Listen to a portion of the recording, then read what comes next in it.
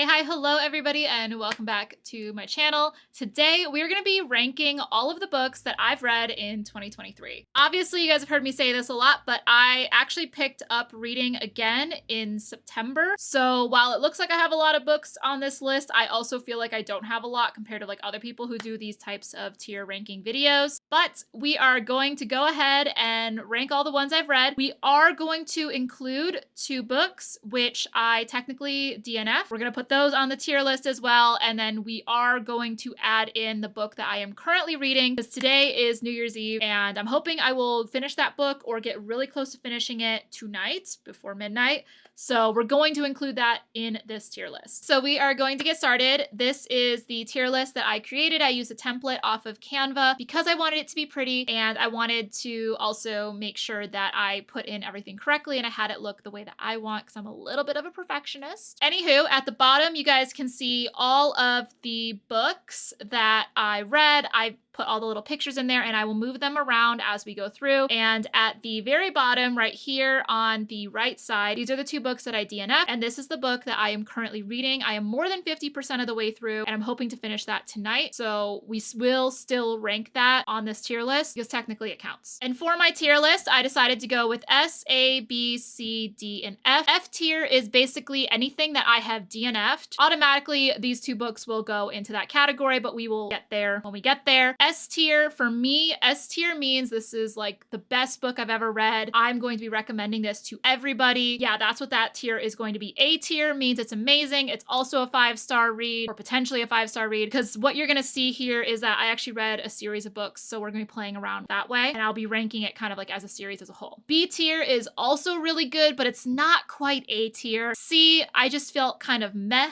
about the book. And D means I don't really remember the book. I'm not really going to make an effort to remember the book, and it honestly didn't stand out that much to make it memorable. Like I said, I've already technically done this tier list on my Twitch stream, but I am going to be looking back occasionally and referencing where I put some of these books because I know a couple of them I was like between tiers, but on stream we talked it over and decided on where it needed to be. We do have the books in order of how I read them from left to right, top row, bottom row, and then again, these ones. I know around where these 2 books belong on the list. So when we get to that point, we'll go there. But we're going to go down the line in order of how I read the books. So to start off, we have Crazy Rich Asians. I personally really love this book. I rated it 5 stars. I probably, looking back, would not have rated it 5 stars now. I think I rated it 5 stars because it was the first book that I read this year that kind of got me back into reading because it was a story that I actually really enjoyed. Originally, I probably would have put it in A tier, but honestly, I think it belongs more in B tier because ranking wise, looking back, I probably would have given it about a 4 stars instead of 5. I honestly may have even given it like a 3.75. We're gonna put that in B because it's amazing, but not quite the A tier. So I'll leave it there. Obviously with this book, it's a series of 3 books and I read the second book as well, which is China Rich Girlfriend. And personally, I felt like Crazy Rich Asians was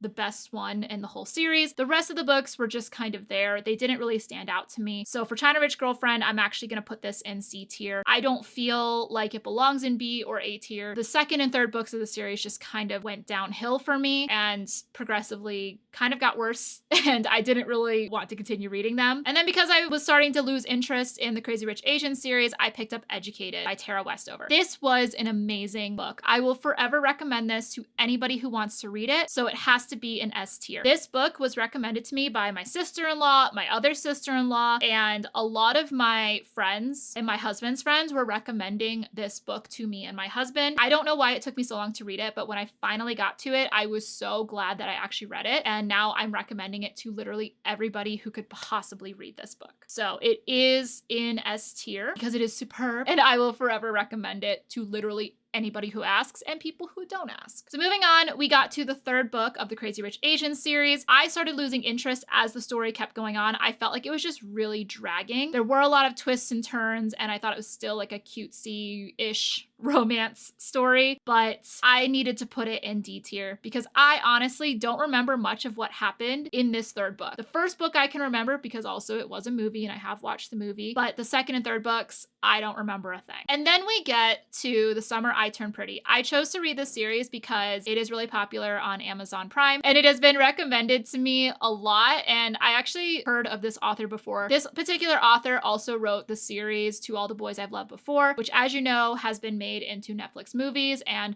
they made a spin-off called XO Kitty. And I figured I'd give this series a try. This was one of the biggest hits of the summer. I personally really liked it. If you ask me if I'm team Jeremiah or team Conrad, the answer is no. Am I team Belly? The answer is also no. I ain't rooting for her. All those characters annoy me, but it kept me entertained. It was pretty much a short little read. I felt like it was very lighthearted in some aspects. Like for me, compared to some of the books I've read, it was light. Even though I enjoyed the stories, I'm still gonna put all 3 books in C tier. I personally think that all of them kind of blurred together. There's nothing in particular that stood out to me. I'll probably forget about this entire story by next year. And then I picked up Where the Crawdads Sing. I really liked this book. I thought it was amazing. I don't think I can put it in S tier because it just doesn't feel right. It doesn't feel like it's on the same level as Educated. And because I've already put Educated in S tier, I'm kind of comparing how I felt with these other books to that one. And I did not get the same feeling, but it was still amazing and I would recommend it. I've heard a lot of great things about Where the Crawdads Sing and it did not disappoint. And then because I had Kindle Unlimited, I decided to try out Things We Never Got Over by Lucy Score. I liked the story. I liked the plot. I think it was a really good book, but I think it was a little bit too long. I believe all of Lucy Score's books for the Knockmount series is about 500 pages or more. I felt like this entire story could have been summarized in 300 pages, maybe 400. We did not need to hit the 500 page limit. There were times when this story kind of dragged on, and there were also times that the story was a little bit smuttier than I was anticipating, and I was not prepared for that. I didn't fully love it. I liked how it was just kind of sprinkled in there and it wasn't like the full focus of the book. It wasn't intending to be too smutty or erotic. It was still good, but definitely not my favorite, and it didn't really quite motivate me to continue reading the series. So we're gonna put that here in C tier because I just felt kind of meh about reading the story and I didn't really want to continue. And this is where I got into a bit of a rut towards the end of the year with my reading. I didn't really know what to read and I felt like the suggestions and recommendations that I had were just not fulfilling anything for me. But one of my mods, Zeers, he recommended the Lunar Chronicles series, which is right here, Cinder and Scarlet. I actually read Cinder in one day. It was very, very good. I can't remember if I rated it a 5-star book. I might have rated it 4. Anyway, I thought it was great. It captivated my attention and it made me want to continue reading the series. So naturally, I picked up Scarlet. This is the one I'm not 100% sure of because I was in my little reading rut. With Scarlet, I personally did not fully love the story. I like how all the characters came together with Cinder and how like they show like the connection. It's like the same world, but I didn't really care for Scarlet's story as much, even though they kind of all work together in some way. I don't know. To me, it felt like a bit much and I felt like the story kind of dragged on. It wasn't motivating me to read. I kind of read like a chapter a night. And when I only read like 1 chapter a night, that's how I know I'm getting bored of a story. And I will eventually continue the series, but I definitely needed a break. I also picked up The Perfect Marriage. This was a book that I saw recommended all over my Goodreads account. A lot of people that I knew and a lot of influencers I knew were reading this book. And I knew it would be a short read, so I figured I'd pick it up. Overall, the story was great. The twists and turns were really cool, really mysterious. I liked the little aspect of like crime, I guess. After reading the book, I did read a lot of reviews. I agreed with a lot of people who reviewed this book. One of the main characters that you're following, she's an attorney. And some of the things that this attorney or lawyer does in this book are not legal. They're not ethical. They're not things that people would do today. And it's not like this is a fantasy-based book where like you could literally, you break all the rules, you can do whatever you want. That's not the case for this book. And so I definitely think that the author should have done more research and she should have worked around that and she should have brushed up on her legal terminology and what lawyers and attorneys actually do, what their limitations are, and the ethics behind some of this stuff, because it just seemed a little too out there. Like whatever happens in court in this book would not actually happen in real life. It just kind of felt like the writing style of this book was just all over the place. So while the story and the plot were interesting, and I think it could have been executed better if potentially a different author had taken that plot and worked with it, I'm not gonna really remember this book by next year. Also around this time, this is when I picked up these two books. I picked up Bad Summer People and first book in the Bridgerton series. Naturally, they were DNF'd, so they are gonna go here. I'm not gonna go into too much detail because I also don't want to spoil any of these books for you guys or anyone who wants to read them. But Bad Summer People, the way I would best describe it is if you're looking for a little beach read, that's gonna be the book that you pick up. There was a lot of sex and a lot of smutty elements. It was basically just a bunch of rich people and their problems on this summer vacation. And it's kind of like a little bit like a mini murder mystery sort of thing, which you literally find out in the first chapter. And I just didn't love the book. I just felt like it was going on and on and on and on about these rich people and their boring, petty problems in their lives and marriages, which, you know, like most books, could be just solved with a single conversation. And this is the one that people are going to come for me. I did not like the Bridgerton series. Duke and I was not a book that I wanted to read. I honestly stopped because I did not like the relationship between Daphne and Simon. It ended up being DNF. Then I picked up the Miss Peregrine's Home for Peculiar Children series, and as you can see, every now and then I would throw in other books into the mix. I threw in The Five Love Languages by Gary Chapman. We're just gonna skip ahead and kind of pick out some of those books in between. The Five Love Languages, I really liked it. I wanted something a little different to read, and it kind of fulfilled that purpose for me. I felt like the author towards the end kind of got a little bit cocky with his Five Love Languages. It just got to the point where he was talking about all of his success stories and how amazing his work is and how right he is in every single couple situation, that it kind of started sounding braggy and I was getting really annoyed with it. As for the Miss Peregrine's Home for Peculiar Children series, we're gonna put this in A tier. I personally really loved these books. It was a little different than what I had read previously. As you guys can tell, I read more lighthearted books. This is a little bit more mysterious, a little darker, a little bit more adventurous. And on the third book, he kind of left it open-ended so that it could be made and he could continue the story. And that is where the fourth book, Map of Days, comes in. Oh wait, hold up. These are in the wrong tier. But for the fourth book, Map of Days, I'm gonna have to put that in B tier. And if you guys are from my Twitch stream, you guys know I've been reading these series. I've been talking about them. I love them. I really like Miss Peregrine's Home for Peculiar Children and like the entire series. First three books are gonna go here in A tier because I love them, but they still don't feel like they belong in S tier. The fourth book sadly has to go into B tier because I felt like the fourth, fifth, and sixth book, the fourth book was essentially kind of coming up with a new plot. First half I felt was just dragging on and new characters were introduced, new things were happening, and it was just kind of boring. It was just a lot of fluff. And then the second half of the book, it really picked up back kind of up to speed with the first three books, and I really enjoyed that. Because the first half was kind of boring to me, I'm putting it in B tier. The last two books of the Miss Peregrine's Home for Your Children series is also going to go in A tier. I actually read these books over Christmas. I read The Conference of Birds, the fifth book. I read that on the plane ride there. I started it and finished it while I was traveling, and then I started reading Desolations of Devil's Acre on the third flight out to Ohio. So the last two books of the series were amazing. They were really good. It all kind of wrapped up and tied together with the first three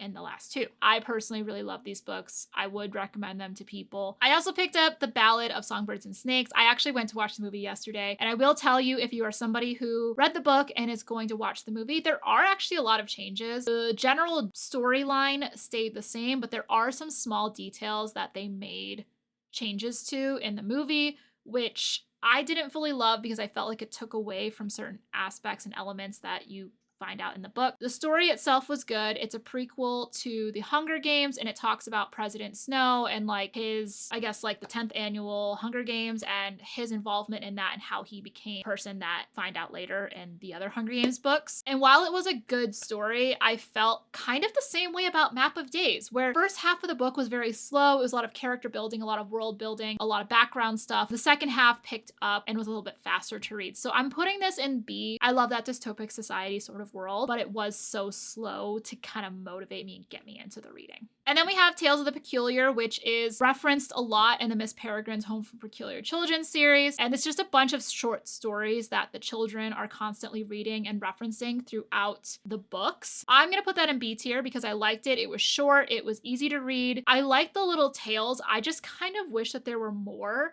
because I felt like in some of the later books, they referenced more tales of the peculiar, like more short stories that are supposed to be from this book, and they didn't include those in there. I also picked up Merry Little Meet Cute. As you guys know, I thought it's gonna be a cutesy little wholesome romance book. I did not realize Tessa Bailey literally has her review on the front of this book. I didn't even bother reading the back of the book, like the little summary. I didn't read like the inside cover of the book where it tells you again about what you're going to find. It was pure smut. 30 pages in, I realized that this was going to be a spicy book. Because I had the physical book, I decided to read the entire book in one day. So I basically just sat here and just read, and forced myself to finish it. I think that the story was great. I think that the spicy elements were actually done very well, but I'm not a big fan of spice. So I have to put it here. I personally don't think I'm going to remember much of the story. We also have Christmas Baggage. I wanted to pick this up because after Merry Little Meet Cute, I wanted something more wholesome, and I wanted it to feel like a little wholesome Hallmark style love story, and that's exactly what I got. And my expectations were very low, but it was a very cute story. I enjoyed it. It was just a great way to pass the time. Do I recommend this book? Not really. I don't think that this book has anything worth remembering. It's absolutely nothing new. Again, if you're a fan of Hallmark Christmas love story type movies, this follows the same type of plot line. It's very predictable. That's gonna go into D tier. So now we're moving on to one of the last books that I officially finished and read in 2023. It is called My Life with the Walter Boys, which you've probably heard a lot of because it's actually being made into like a Netflix, I don't know if it's a show, a TV show, or an actual movie. The best thing I can tell you is that it gives me similar vibes to The Summer I Turned Pretty and this entire series. It follows a very similar like little love story triangle trope sort of thing that's happening. Basically, you find out pretty early on and these two brothers are fighting over the same girl. I hate to do this. I'm putting it down here because I'm not sure which one was written first.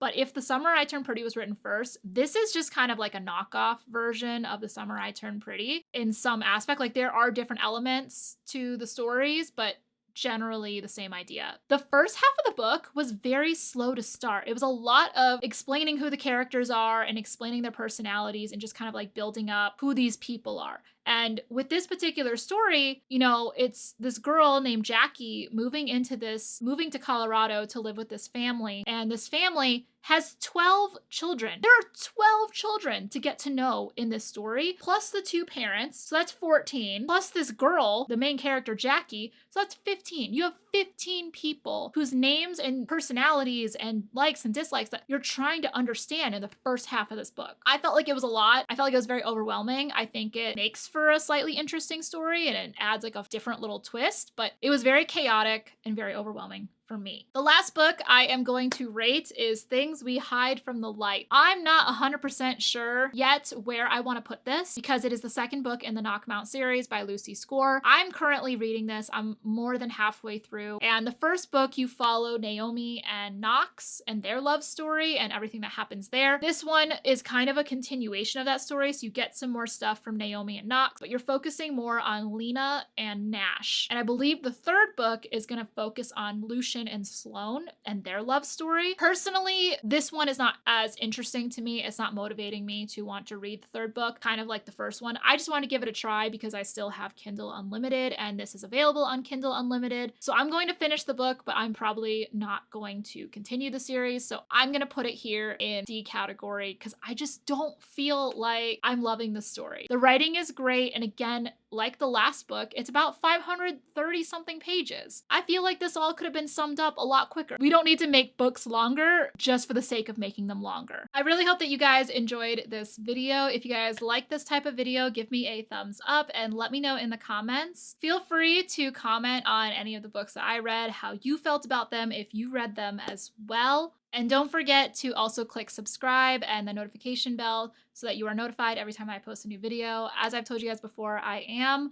posting more book content in 2024. I'm also going to be experimenting with other types of videos because I do have a lot of interest that I would love to share with you guys. Hopefully for 2024, when we do this video again at the end of next year, we have a lot more books to review and a lot more to go over. I'll see you guys in the next video. Bye, friends!